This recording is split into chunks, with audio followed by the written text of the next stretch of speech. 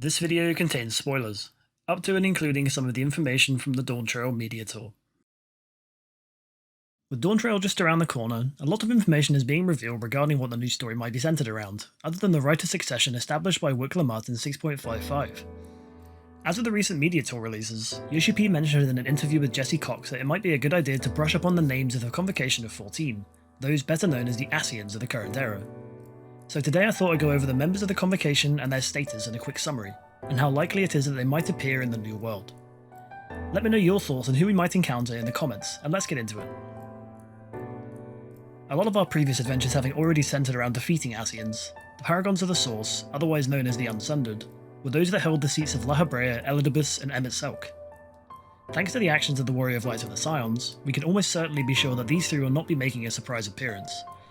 La Habrea having been defeated once by the Warrior of Light and then absorbed into Nidhogg's eye by King Thordan after a sudden betrayal, Elidibus having been sealed into the Crystal Tower and subsequently freed onto the livestream before our journey to Elpis, and Emet-Selch having been defeated after a grueling walk through a projection of Amarot during the final days, and having rested for good after his summoning against Meteon. Due to these three not having been affected by the Sundering, their forms are now truly gone with their defeat, and any chance of encountering them with it. Azem, holding the seat of the same name in the Convocation, was one known for investigating the daily lives of the people of Amarot, working tirelessly to aid them in times of need. Although their soul is most certainly alive, heavily implied that the Warrior of Light carries the shard of Azem's soul left within the source, this makes it unlikely that we should meet them.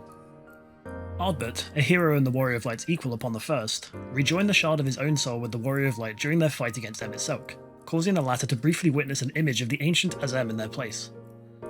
As Taral is still on the source, it is unlikely another shard of Azem will reveal themselves, and less so to be an antagonist due to the nature of their soul. These two Ascians are famously partnered among the Convocation, and the Warrior of Light and Reen met the shards that were reincarnated upon the first. Gaia, a girl who lost her ancient memories of being Logrif, ended up partially recovering them after fusing with Metron into Ascian Prime, being defeated and watching her beloved fade away, resulting in the return of the Oracle of Darkness. Metron meanwhile was once defeated by Ardbert and his comrades, inadvertently causing the Flood of Light and becoming the first Sin Eater in Eden. Although the pair were defeated, in a somewhat hypothetical scenario by adventurers, Logrif and Metron shards may still exist upon the source, so meeting either of them is not out of the question. If Gaia somehow unlocks the ability to visit the source, there could be tie-ins there too. This trio are another of the three that were directly encountered by the Scions in their efforts to thwart the rejoining and the return of Zodiac to the source. Fandaniel settled his soul on the body of Asahi, becoming a servant of Xenos Yegalvas, doing his bidding while having his own regime underlying his master's plans. After visiting Mare Lamentorum, Xenos would break the seal upon Zodiac, whereupon Fandaniel fused with his god, but due to his incomplete nature the deity was eventually defeated by the Warrior of Light, and Fandaniel gone for good along with it, although this feat eventually went on to trigger the final days upon Atheris. Igeorn was the female companion to La Habrea, and was originally assigned to the 13th, fighting against the Warriors of the Shard. Though her attempts were successful in upsetting the balance to begin the process of a rejoining, the nature of its inhabitants caused the world to eventually plummet into total darkness, devoid of light and becoming what we know as the Void.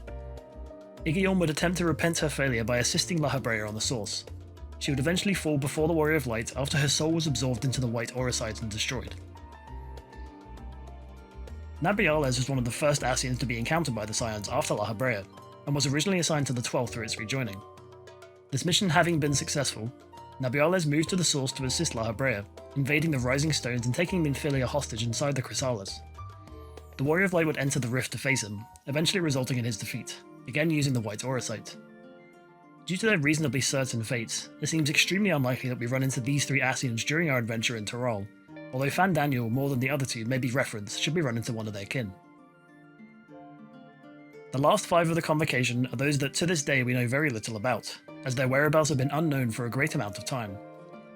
Of the five remaining, Emeroloth has at least been encountered in recent years.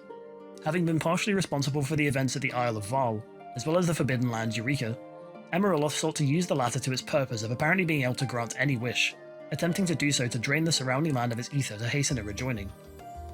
Galuf Baldessian, Kryle's grandfather, faced the Ascian and responded by sending the entire Isle of Val into the livestream along with Emeroloth, but she was seen later on in this with the other Convocation members, apparently in good health.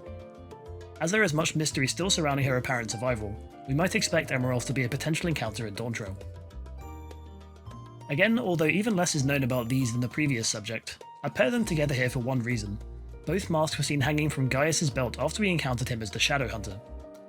However, due to the general nature of Ascians, they prove rather hard to outright kill, so this should not mean they are ruled out as suspects. Ultima was once seen in discussion with other members of the Convocation, but Dudalaphon has never been seen outside of their mask, except for those times where the nameless, faceless shades of the Ancients appear in memory. I personally think that Ultima is quite a reasonable inclusion for an Ascian threat or character, and Dudalaphon may be in tow thanks to their less than favourable experiences against Gaius. The last two Ascians are those that have been referenced, one only by name, and one only in one encounter where they discuss plans with the other Ascians. This mysterious figure was talking to their fellows about plans around the time of Lahabrea's defeat in the Praetorium. Although the Warrior of Light may not know, players might notice that we can at least glean Pastureau's vessel to have more masculine features. However, this means little to an Ascian thanks to the nature of their taking control of a vessel's body. Since their initial appearance, however, there have been no mentions, word or otherwise, to this Ascian, so Dawntrail could be an opportune time to bring them back.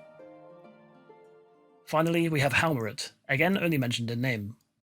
We do know that they are an inhabitant of Academia Anida, as one of the halls there is named for this Convocation member. They operated via creating many forms of plant and fungal life, including giant cactuars and morbals. Halmuret, although much is unknown about them, I feel that they are unlikely to appear as the Academia in current times is also on the first, and on our original visit no such person was in sight. It could still be possible that they still live and hide in wait, however. And there you have a quick summary of the Ascians and their current status. Although through our travels we have managed to dispatch personally about half of the Convocation, many whose last appearance was shrouded in mystery still remain. And on top of that, we know next to nothing about some of the rest, except of their existence.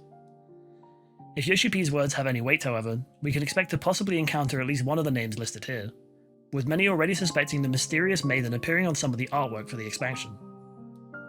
I for one believe that Ultima, Pastureau, and Dudalaphon have the most likely chance of appearing, simply due to the fact that nothing major has been established about their characters, other than masks or appearance. Any of the other remaining ones could also be a possibility too, however, and we should keep an eye out for the potential areas that could be related to their Convocation roles. I also think that should they appear, they won't necessarily be a villain, as thanks to the end of the Endwalker saga, we know that the Ancients are a lot more reasonable than the Ascians would make them seem.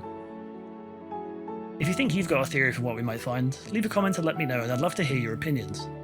In any case, thank you all for watching, I hope you're looking forward to Dawntrail as much as I am, and I'll see you as we make our journey into Tyrol.